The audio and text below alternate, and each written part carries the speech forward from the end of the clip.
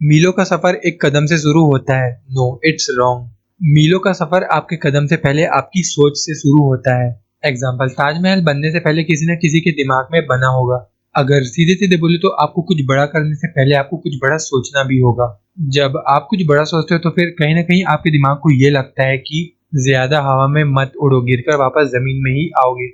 And फिर बस यहाँ से ही नेगेटिविटी स्टार्ट हो जाती है, जिससे कि फिर आप एक लिमिट तक ही सोचते हो। अगर हम हिस्ट्री में चले जाए तो फिर आपको ये पता चलेगा कि कुछ लोगों ने कभी अपनी लिमिट्स नापी ही नहीं। एंड ऐसे लोग कोशिश करते करते एक दिन वो चीज भी कर देते हैं जो कि असंभव है। नाउ ये तो हुआ first point, dream big. Second, make to do list. इसमें आप अपने पूरे दिन के कामों को लिखकर उन कामों को पहले करो जो आपके लिए सबसे ज्यादा इंपॉर्टेंट है। किस काम को ज्यादा इंपॉर्टेंस दे, मतलब कि किस काम को पहले करें और फिर किस काम को बाद में। आइए जानते हैं, आप अपने काम को उनसे मिलने वाले रिजल्ट के हिसाब से इंपॉर्टेंस दे सकते हैं।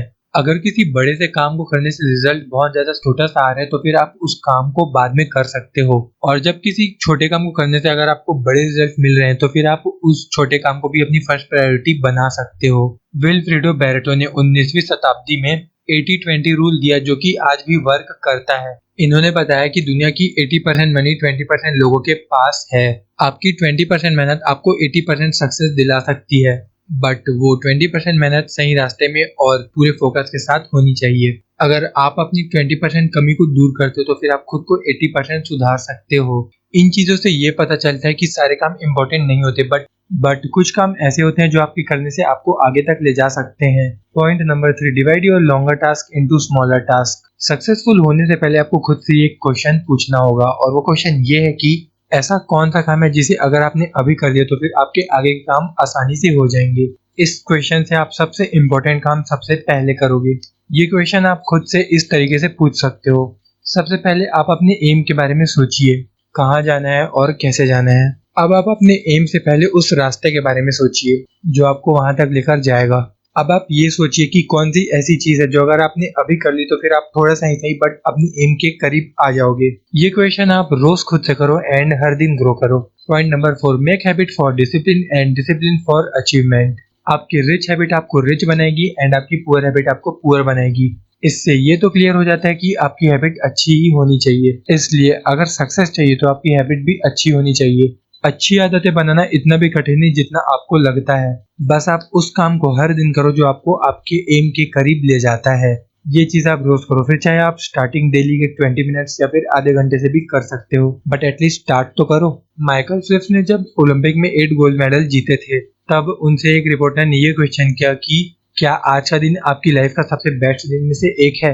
तब उन्होंने कहा कि आप 10 सालों तक हर दिन स्विमिंग की प्रैक्टिस 10 घंटे करो, आप भी इतने गोल्ड मेडल जीत जाओगे। इसमें लक की कोई बात नहीं है, बट ये चीज बहुत कम लोग ही कर पाते हैं। इसलिए ये कम लोग ही बहुत ज्यादा सक्सेसफुल होते हैं और अपनी लाइफ में बहुत ज्यादा आगे तक जाते हैं।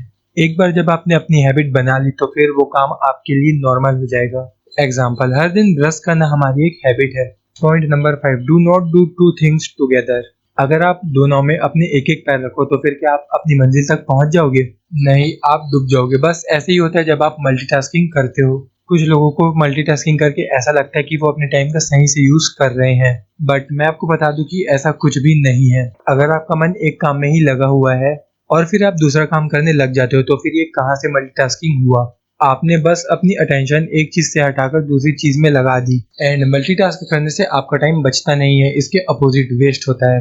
मान लीजिए आप किसी कंपनी के मैनेजर हैं और आप पूरे महीने का हिसाब किताब कंप्यूटर में लिख रहे हो, और फिर उसी वक्त आपको ये याद आता है कि आपको बाजार से कुछ इंपॉर्टेंट सामान लाना है। और फिर अगर आप बाजार गए तो फिर आप ये भूल जाओगे कि आप कहाँ पे थे, और फिर ये हो सकता है कि आपका बाकी का टाइम वापस से फोकस करने में लग जाए, या फिर ये भी हो सकता है कि आपको स्टार्टिंग से स्टार्ट करना पड़े। Learn to use your will power. आपके साथ कभी ना कभी ऐसा तो होता ही होगा कि आप अपने काम पर पूरा मन लगाकर और अच्छे से करते हो, और फिर कभी कभी ऐसा होता होगा कि आप किसी काम को नहीं कर पाते, आपका मन नहीं लगता। इसका रीजन ये है कि आपकी विल पावर भी कभी कभी थक जाती है। बस इसी वजह से आप हर वक्त अपने कामों को सेम एनर्जी के साथ नहीं कर पाते। जब आपकी विल पावर कमजोर होगी तो फिर आपको अपनी अच्छी हैबिट बनाए रखने में थोड़ी सी प्रॉब्लम फेस करनी पड़ेगी। आपके पूरे दिन में से किसी एक समय में आपकी विल पावर बहुत स्ट्रांग होती है और फिर बाकी समय वो कमजोर रहती है। इसलिए ज्यादातर लोग सुबह के टाइम अच्छे से काम कर पाते हैं। बट क्वेश्चन ये है कि जब आपकी विल पावर हर समय स्ट्रांग नहीं होती तो फिर क्या काम सिर्फ उसी टाइम करे जब आपकी विल पावर स्ट्रांग होती है? नहीं, आपको अपनी विल पावर हमेशा स्ट्रांग रखनी होगी। और वो कैसे? इसका आंसर सिंपल है, आप अपने इंपॉर्टेंट काम उस टाइम करो जब आपकी विल पावर स्ट्रांग होती है। पॉइंट नंबर 7, लर्न टू से नो। अगर आगे बढ़ना चाहते हो तो फिर ना कहना सीख जाओ। आपके साथ ये जरूर हुआ होगा, जब आप कोई इंपॉर्टेंट काम कर रहे होते हो और फिर उसी वक्त आपसे किसी ने हेल्प मांगी। ज्यादातर लोग ऐसी सिचुएशन में ना नहीं कह पाते और ये वही लोग होते हैं जो लोग ज्यादा आगे नहीं बढ़ पाते। आइए जानते हैं कि ऐसा क्यों होता है। जब आप अपने इंपॉर्टेंट काम से मन हटाकर किसी और काम को करने लग जाते हो तो फिर उस वक्त आप अपने खुद के काम से मन हटा लेते हो। आपकी जो एनर्जी है वो किसी और के काम में लग जाती है। ना कहने के लिए आप उनको समझा सकते हो कि कोई सा काम आपके बिना कैसे होगा। आपके लिए सबसे कीमती चीज है आपका वक्त, और अगर आपने इसको सही जगह पे इन्वेस्ट नहीं किया तो फिर आप हमेशा गरीब भी रह सकते हो।